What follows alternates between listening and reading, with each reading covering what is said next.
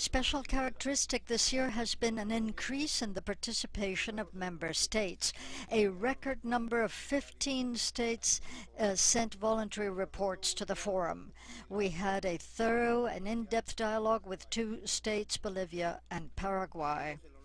It was our honor to have the participation of Brazil during the panel on forests.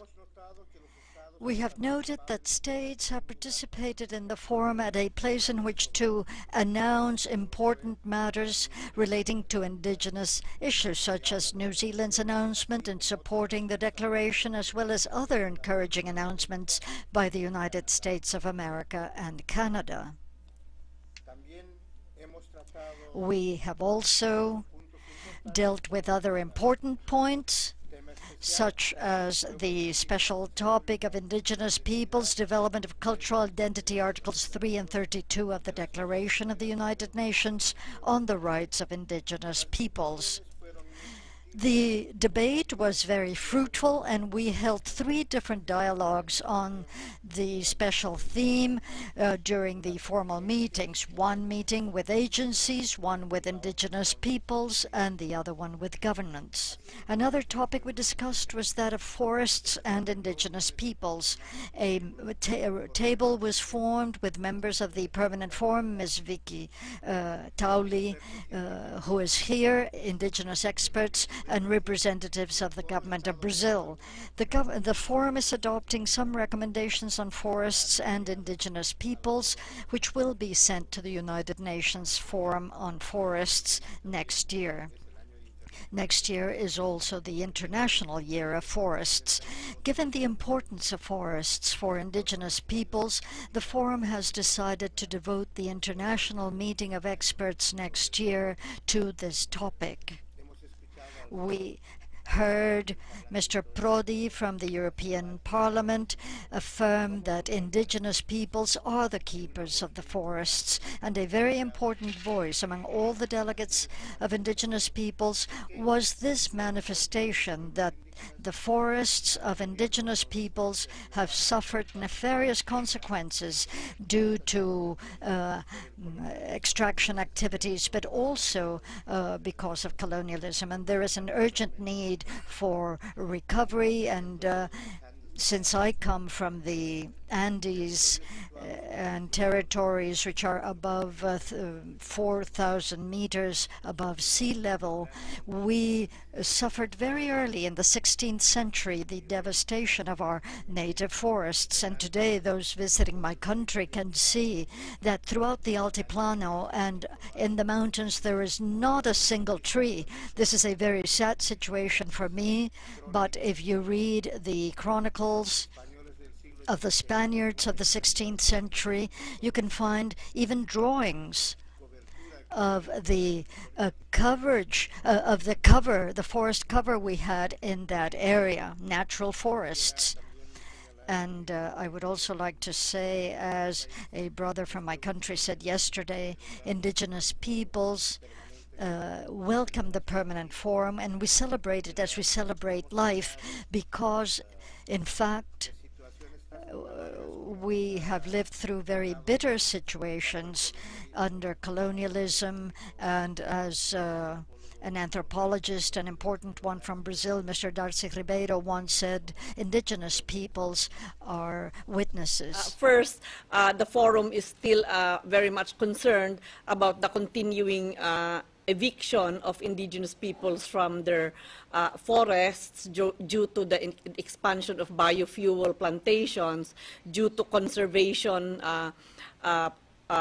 programs like national parks, wildlife reserves, and biosphere reserves, and also due to the expansion of extractive industry operations in many indigenous peoples' communities.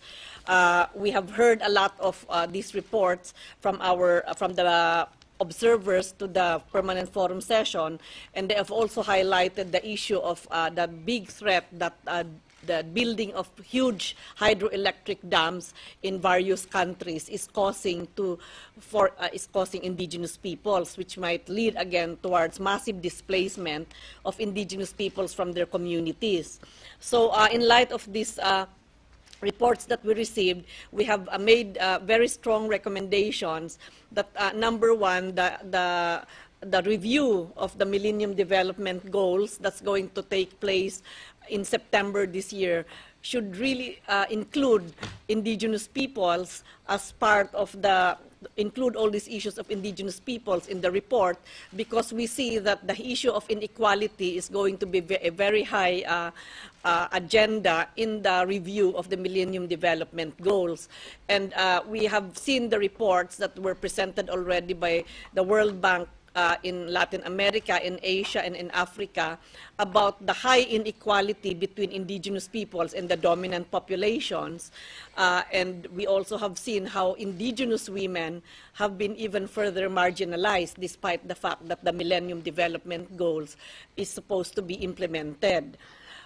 We also have looked at the issue of forests, as Carlos has said.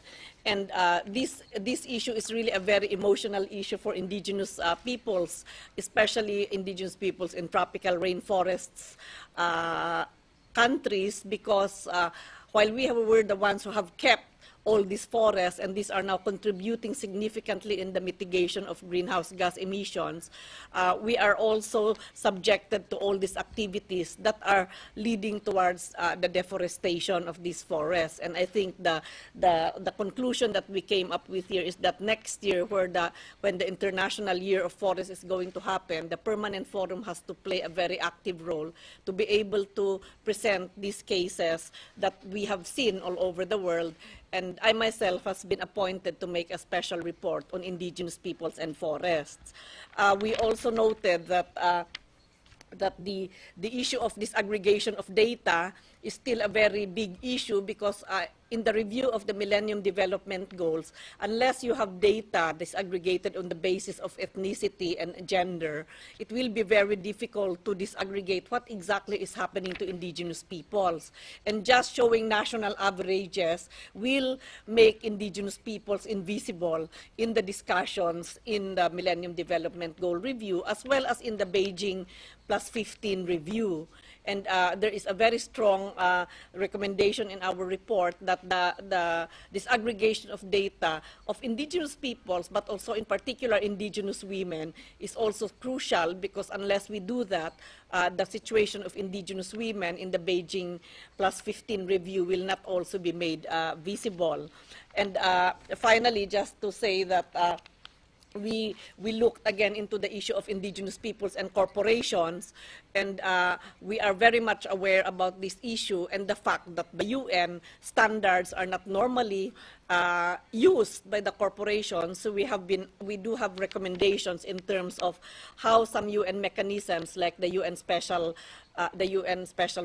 Representative of the Secretary General on Business and Human Rights, as well as other bodies, should look into how corporations are affecting indigenous peoples and what kinds of standards, both voluntary and legally binding standards, can apply to corporations, so that they will be able to address the issues of human rights violations in the operations of these business corporations.